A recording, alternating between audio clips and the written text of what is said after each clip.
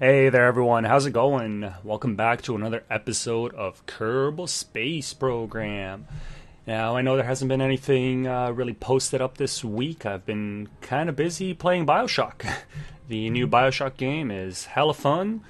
It does have some issues, I'll say that, but it is definitely an amazing game. If you enjoy the Bioshock series, most definitely worth checking it out. But anyway, now that I've actually beaten Bioshock, I will be playing other games. Might do some Bioshock walkthroughs. I was thinking about starting up a 1999 mode, or whatever it's called, the super hard mode. I don't know, we'll see. Anyway, let's get back to KSP. So, what do we have here? We have the probe launcher thingy, the probe transport that went to Jool. And as you can tell, it is almost done launching all its probes.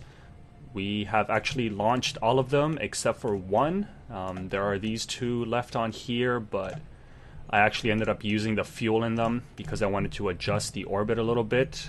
As you can see here, I have almost a nice equatorial orbit going on there.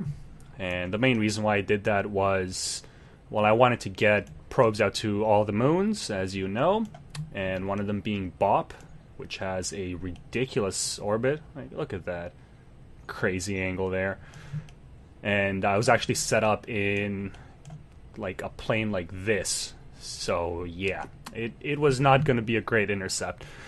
But I did manage to fix it up a little bit, and now we have a probe on all of the moons, or flying around all of the moons. And actually, another really cool thing I wanted to show you guys here. Or is Val? Yeah, there we go. Set as target. Yeah, alright. So, if you look at this, it's kind of offset there. If I actually zoom forward a bit, you'll see we have an intercept right here. And basically the way this orbit is set up, this was completely accidental. It's just going to do that every time. So, I'm in the perfect location to never actually intercept Val, but always stay super close. Like here, I am, how close? 4,000 kilometers away? 5,000? Yeah. So that's pretty cool. I found that kind of interesting. And anyway, there is just one last thing I wanted to do here. Since we have visited all of the moons, there's one place left, and it is that giant green ball of awesome right there. And basically what this means, well, this little guy right here, make sure I don't forget to do that. Yep, this little guy is not going to survive. I'm basically going to be sending him into the atmosphere of Jool, turn on all of these little thingamajiggers right here, get some scientific data and all that wonderful stuff. What did that say? Too far from object. Oh, that's pretty cool. I haven't seen that before. Anyway, let us do this thing right here. Now, make sure we turn our engines on. That might help a little bit. And let us go to Jool. Looks like we're going to Val, technically. We are not. We are going to Jool. Just speed on up here, use that time warp. You know what, I'm actually going to zoom on forward, get a little closer. Come on, buddy.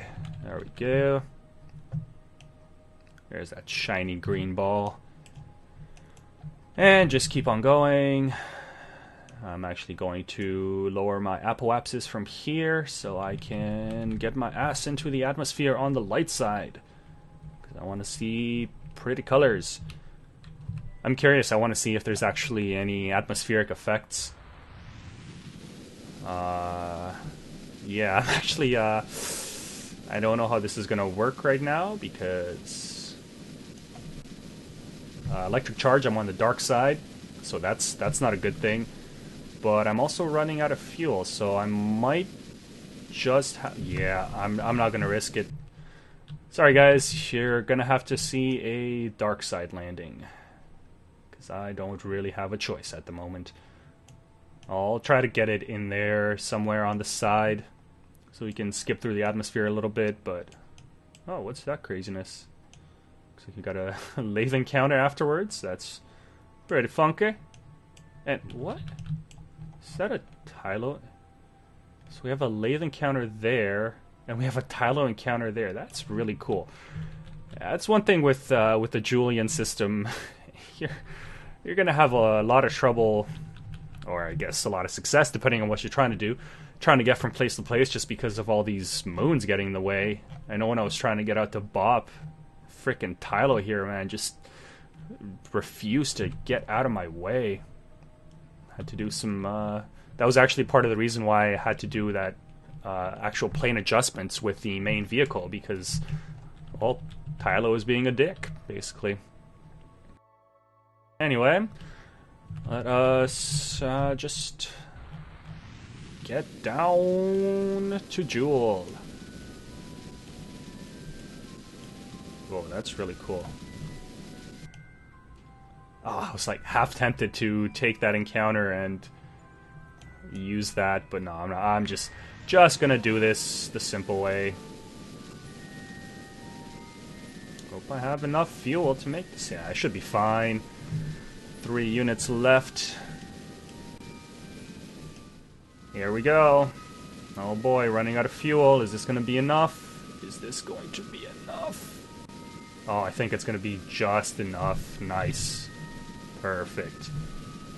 And I'll just use up the rest of it because, well, why the hell not? I have it there, so I might as well.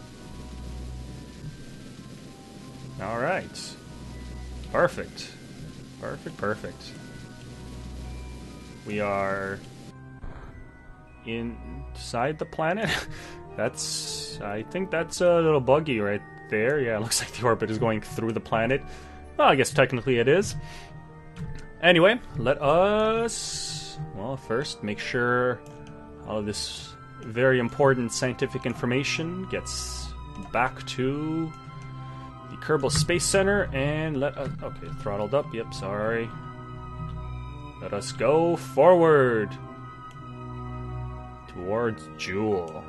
Yeah, buddy. Let's see what happens here. I'm betting this thing is going to snap off pretty quick. Oh, here we go, getting close. Whee! And we're in the atmosphere. Ooh, it's all green. Oh, yes, there we go. Some sexy atmospheric effects coming in at almost 8,000 meters a second. Yeah, we're good. Oh, no, let's turn it around. Oh, look at all those G-forces just shooting up. Okay, now we're spinning like crazy. I can't get this under control again, so we'll just let it do its thing, I guess. Oh, looks like SAS is still kind of working. And I just want to see my things here. Okay, there's gravioli detector. The pressure. Are we? Oh, okay, I was going to say getting 2 types of atmospheric effects, but no, that's just hitting Mach speed. That's pretty cool. And it's getting warmer as we get closer to the planet. Interesting. Or the gas giant, I suppose. Oh, we can see, I believe that's Val over there, just over the horizon. And, okay, well, can we crash now, please? The fun part's over, so let us just explode. I'm pretty sure they just explode once they hit the surface, maybe before they hit the surface. Basically, there's so much pressure here that it should just crumple in on itself. And I have no power left, so I can't even check any of that stuff. Oh, we're actually coming down pretty slowly right now. Come on, I just want to crash. Crash, please. Still slowing down. Oh man, come on. Got freaking forever to go until we hit the ground. Yeah, I'll be back with you guys in a second once we see a big-ass explosion. Or a small-ass explosion, I guess. This thing won't do much. But yes, see you in like 5 seconds. Alright, so we're like 1,000 meters above the surface, and Jesus, man, we've been gliding along forever. This is something else, but it looks like we're gonna be crashing real soon here. Can we see an explosion? There we go. Just completely annihilated. Awesome. Alright, well that took forever, and now my camera is busted. Alright, cool, whatever. So, let us just quickly check out these probes. So, we got the Tallow probe. There's the Tallow probe in the sort of polar orbit there. I seriously got to work on my orbits when I make an encounter with things, but that'll do for now. We have the Val probe in a really nice orbit there. That one's perfect. Oh wow, look at that. That's a beautiful orbit right there. We got the Pole probe all the way out here, the furthest moon in the Joolean system. Decent orbit here as well. Alright, there's the Lathe probe. There's Lathe. Lathe is beautiful. Cannot wait to land on this thing. Lots and lots of ocean. So finding an actual landing place might be kind of difficult. Maybe this little island right here and right in that crater? Well, who knows? And again, horrible orbit, but this thing ran out of gas, so yeah, that's all I could do. And finally, the Bop probe. And there's Bop in its crazy orbit all the way down here, this ridiculous plane. And getting to Bop was a pain in the butt as well, but we actually did it.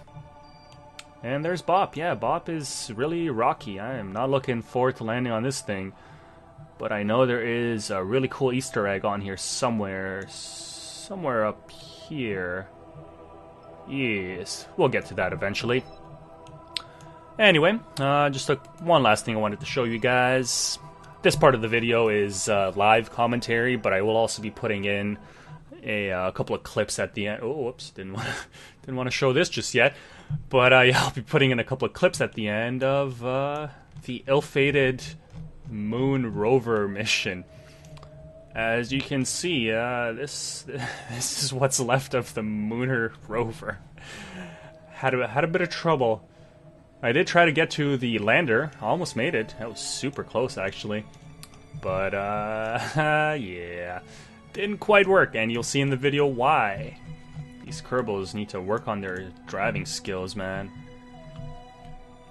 Anyway, I'll show you that in just a second here. But that's probably it for the live commentary, so I'm gonna shut up now, and I'll cut over to the post-commentary. So yeah, see you guys in a second. Alright, so what do we got here? Well, we actually have one of the interplanetary stages. This was actually the stage that brought the rover over to the moon, and I'm actually going to attempt a landing with this thing. It is not a lander, does not have any landing legs, but it also doesn't have a docking port. I completely forgot to install one on it. I don't know what happened there. But anyway, I forgot to install one on it, so I figured might as well try to land with it, because it's not going to do much of anything else out there. So yeah, here we go. This is a quick landing using pretty heavy. I would say this thing is pretty heavy. I mean, it does have that one giant tank, 3-meter tank, and the 4 smaller tanks.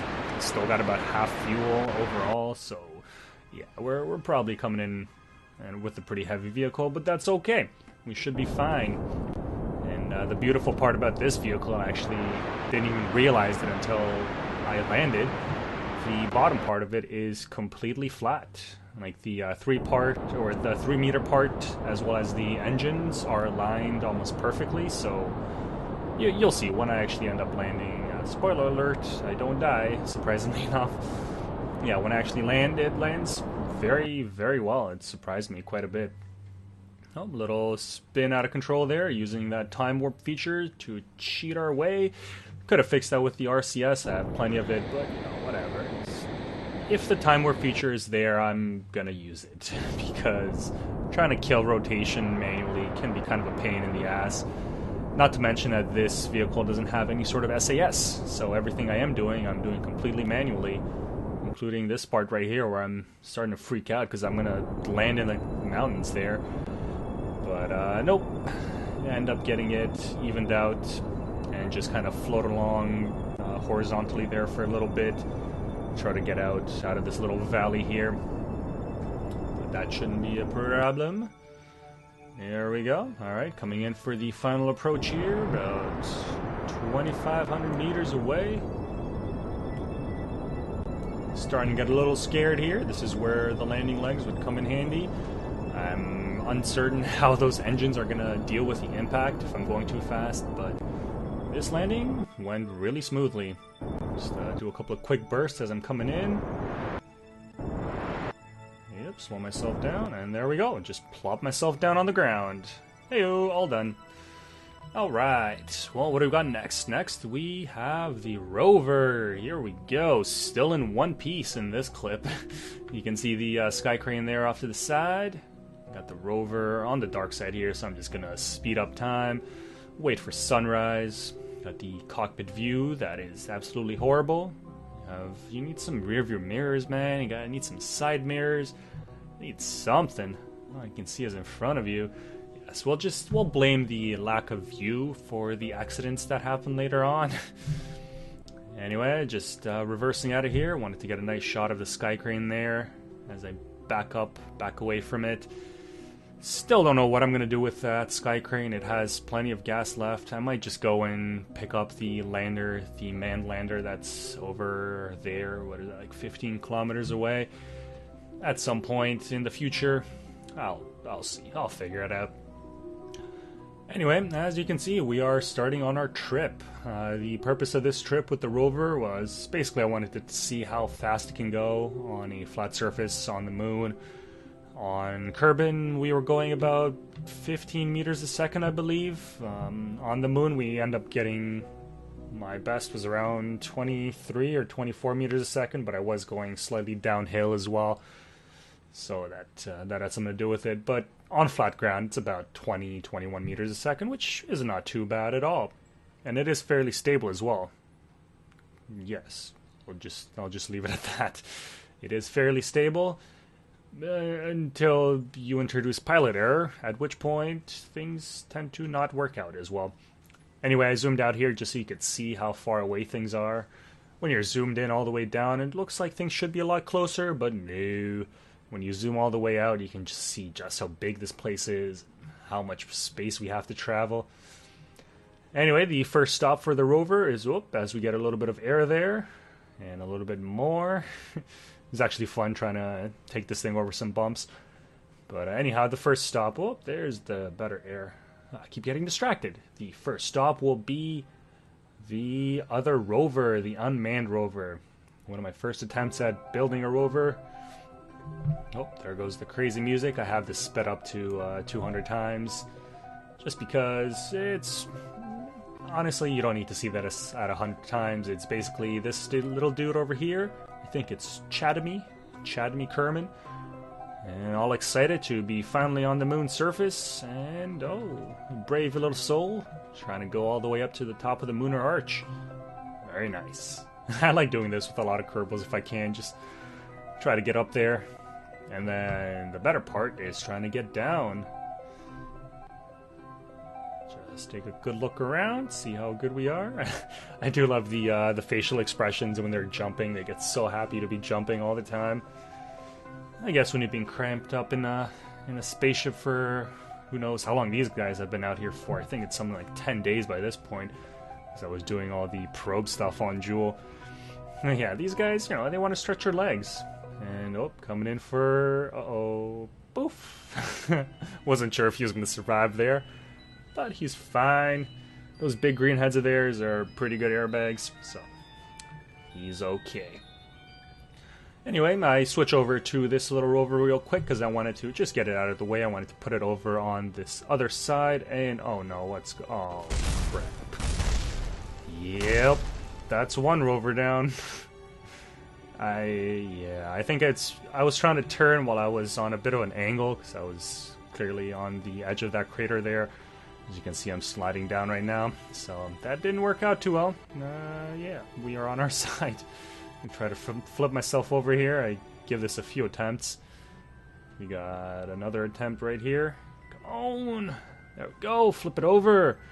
Get those gears back up. This vehicle is pretty sure it still works. I actually haven't tried it. Oh, come on. Nope. I actually end up pushing it over by accident. But I think I still have the RCS ports on it that I need to keep going. I've clearly lost one of the xenon tanks, or the xenon engines, so ion engine, sorry.